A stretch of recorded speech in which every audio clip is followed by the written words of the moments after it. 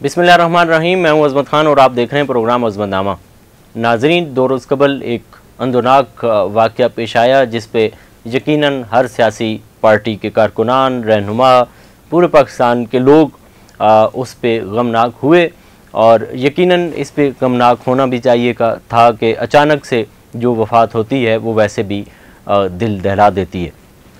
जब इंसान बीमार होता है तो फिर इंसान के कहीं ना कहीं जहन में ये बात ज़रूर आ जाती है कि मौत भी है और मौत की तरफ भी सफ़र किया जा सकता है। लेकिन अचानक से जो मौत वारिद होती है वो यकीनन बड़ी देर तक इंसान को दुखी रखती है। एक तो बराह रास्त उन लोगों को दुखी रखती है जिनकी वो शख्सियत दुनिया से चली जाती है, और उन लोगों को भी दुखी रखती है जो कहीं ना कहीं उस शख्स के लिए हमदर्दी का जज्बा रखते हैं। रमज़ानुल मुबारक की खूबसूरत साहतों में वज़ीर मज़हबी उमूर मुफ्ती अब्दुल शकूर साहब, जिनका ताल्लुक़ JUI से था, इंतहाई सादा इंसान, इंतहाई आजिज़ी का पैकर आप उनको कह सकते हैं, जो पाकिस्तान में करीब में सियासी सूरत हाल में या सियासी ज़ुआमा में, सियासी कायदीन में, सियासी लीडरों में ऐसी मिसाल नहीं नज़र आती कि कोई ऐसा वज़ीर भी हो जिसके पास अपनी गाड़ी ना हो, कोई ऐसा वज़ीर हो जिसके पास अपना पुख्ता घर ना हो, कोई ऐसा वज़ीर हो जिसके पास इतनी दौलत ना हो कि वो अपना कोई गांव के अलावा भी कहीं ना कहीं कोई घर बना सके। मुफ्ती अब्दुल शकूर साहब का जो घर है गांव में, वो इस वक्त भी गारे का बना हुआ है और उन्होंने इसके अलावा कोई तरका नहीं छोड़ा, कोई विरसा नहीं छोड़ा कि उनका कोई पुख्ता घर हो, उनकी कोई गाड़ियाँ हों। एक मोटरसाइकिल थी उनकी, इकलौता बेटा है, वो भी दीनी मदरसे में तालीम हासिल कर रहा है। मुफ्ती साहब का जो वाक़या हुआ है, इस पे बहुत सारी चमगोइयाँ उठ रही हैं और बहुत सारे सोशल मीडिया पे लोग तहफ़्फ़ुज़ात का इज़हार कर रहे हैं कि इनका कत्ल किया गया है, इनको टारगेट किया गया है, इनको धमकियाँ मिल रही थी। अली वज़ीर ने भी कल असम्बली में इसी तरफ इशारा किया और भी लोगों ने इस तरफ इशारा किया कि उनको धमकियाँ मिल रही थी और उनको टारगेट किया गया है। लेकिन शवाहिद ये बताते हैं, वज़ीर दाखिला की भी इस पर रिपोर्ट है, हुआ ये कि जब आप किसी इंटरलिंक रोड से मेन शाहराह पे आते हैं तो आप दाएं तरफ देखते हैं कि दाएं तरफ स्पीड में कोई गाड़ी तो नहीं आ रही और आप उस मेन शाहराह पे आ जाते हैं। अब हुआ ये कि जो इस्लामाबाद में हमारी रिपोर्टर से बात हुई, ये अगर आप देखें तो उसमें मुफ्ती साहब इंटरलिंक रोड से जैसे ही मेन रोड पे आए तो इतने में एक स्पीड से वीगो डाला आ रहा था और वो 130 की स्पीड में था, जिसको यकीनन जल्दी थी, वो भी हम आपको बताते हैं कि उसको जल्दी क्यों थी, और उस डाले ने इनको हिट किया। और चूँकि इस वक्त जो पाकिस्तान में गाड़ियाँ बनाई जा रही हैं बिल्कुल ही टीन डब्बा हैं और उनकी हालत किस तरह से होती है एक्सीडेंट के बाद, ये आपने देख लिया है। फिर उसके बाद मुफ्ती साहब जांबार ना हो सके और वो शहीद हो गए। उसके बाद ये जो सारी सूरत हाल हुई, अभी तक कहीं भी शायद आपको ये चीज़ नज़र नहीं आई कि जिन लोगों ने, वो गाड़ी किसकी थी, वो 4 लोग गाड़ी में कौन बैठे हुए थे, उन लोगों का ताल्लुक़ कहाँ से है, वो किस आला शख्सियत से किस स्क्वाड में चल रहे थे, ये हम आपको बताने जा रहे हैं। इस्लामाबाद में जो मुफ्ती साहब जिसके घर से अफ्तारी करके आ रहे थे, उस शख्स का नाम है कुदरतुल्लाह। कुदरतुल्लाह के घर से अफ्तारी करके मुफ्ती साहब जा रहे थे नमाज तरावीह की तरफ और फिर नमाज तरावीह से वापस आ गई। तय ये था कुदरतुल्लाह के साथ कि खाना भी आपके घर में खाएंगे। ज़ाहिर है कुदरत को कुछ और मंजूर था। जैसे मुफ्ती साहब गए और ये वाक़या हुआ, कुदरतुल्लाह साहब ने ही FIR इस्लामाबाद में दर्ज कराई है। FIR का नंबर है 117। इसमें 3 दफ़ात लगाई गई हैं।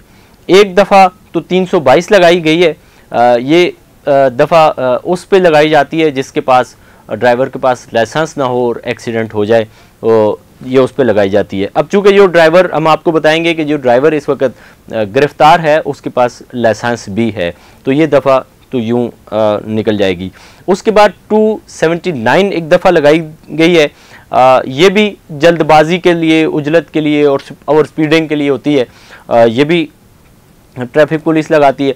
इसके अलावा 427 एक दफ़ा लगाई गई है, जो सरकार का नुकसान हुआ है उसके हवाले से ये दफ़ा लगाई गई है कि जो सरकार की ये करोला ग्रैंडी गाड़ी थी इसका नुकसान हुआ है, तो इस हवाले से ये दफ़ा लगाई गई है। 3 दफ़ा है।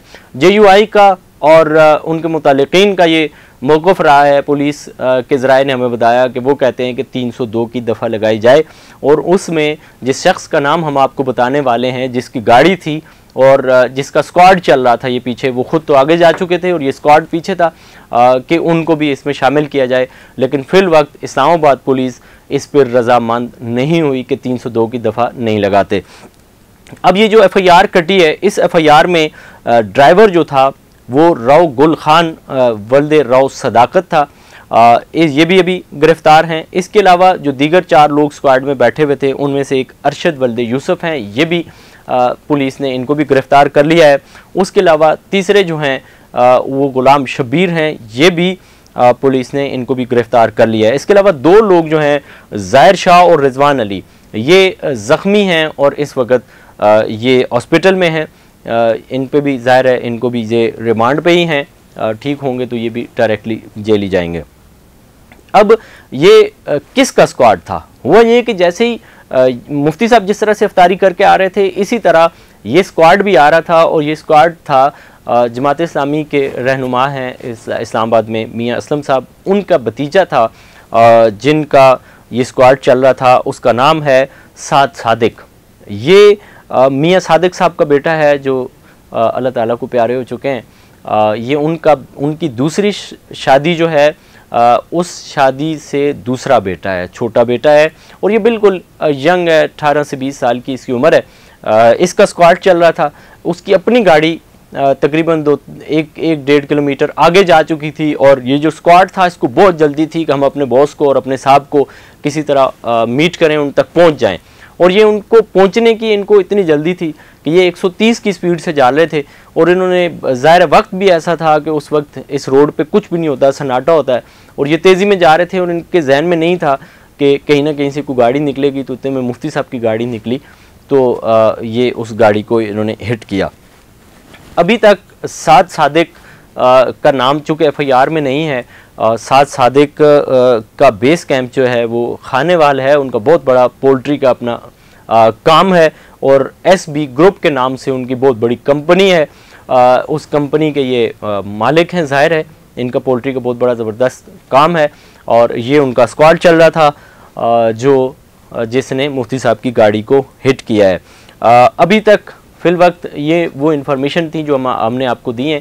अच्छा, इस्लामाबाद पुलिस इसमें एक और काम ये कर रही है कि वो ये कोशिश कर रही है कि ये जो लोग हैं इन पे जो भी कानूनी तरीक़ाकार है, जो इन्होंने कार्य सरकार में, बल्कि जो सरकार की मलकियत में ये जो गाड़ी थी इसका नुकसान हुआ है या दीगर जो हुआ है, इस पे कार्रवाई करे। लेकिन फिल वक्त चूँकि बरह रास्त इसमें मुफ्ती साहब की जो शहादत है उसके वाले से कोई दफ़ा इसमें नहीं है कि उनको कत्ल किया गया है या उनको हिट जो किया गया है, उसके वाले से इसमें कोई नहीं है। इसमें वही 2-3 चीज़ें जो हैं कार्य सरकार वाली हो गई, और ये ओवर स्पीडिंग, इस तरह की चीज़ों की दफ़ात इसमें लगाई गई है। चूँकि सरकार की गाड़ी जो थी वो GAK 550 थी, उसका नुकसान हुआ है, उस पर सरकार ने ये दफ़ा लगवाई है।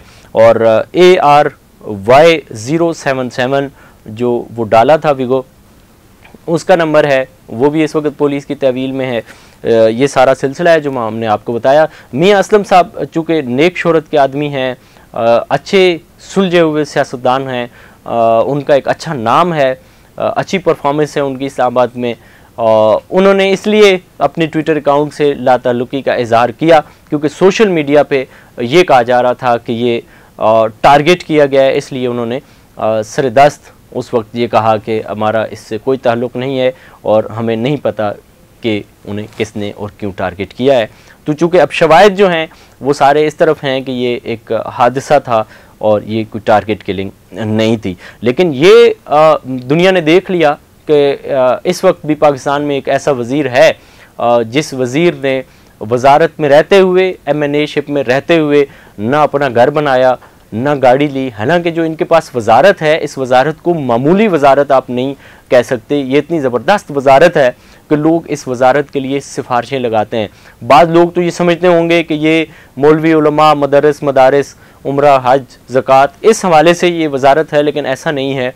इसमें हज के कोटों की तकसीम से लेकर दीगर जितने मामलात हैं पाकिस्तान में, इनकी प्रॉपर्टीज़ हैं, बहुत बड़ा किकबैक्स और कमीशन इन वजारतों में माजी में लिया जाता रहा है।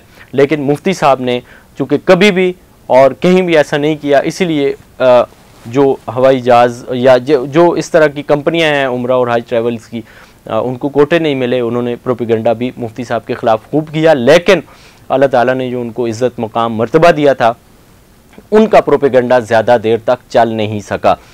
मुफ्ती साहब के लिए यकीनन असम्बली में उनके साथी, उनके कोलीग्स भी गमज़दा हैं। अब उनकी जगह सेनेटर तला महमूद को दूसरी वजारत का कलमदान सौंप दिया गया है।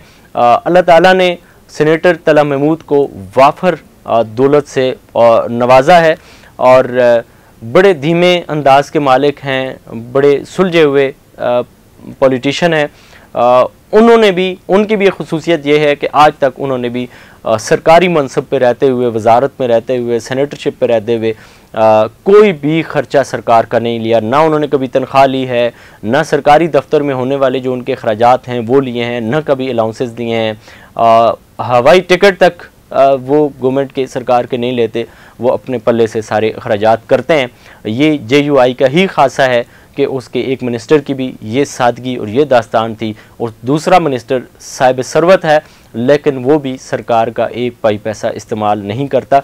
इससे इस केस से जुड़ी दीगर भी जो हम तक इतलात पहुँचेंगी, हम इतलात हासिल करेंगे और आप तक पहुँचाते रहेंगे। इसी के साथ अपने मेज़बान अजमत खान को दीजिए इजाज़त। अल्लाह ने के पाल।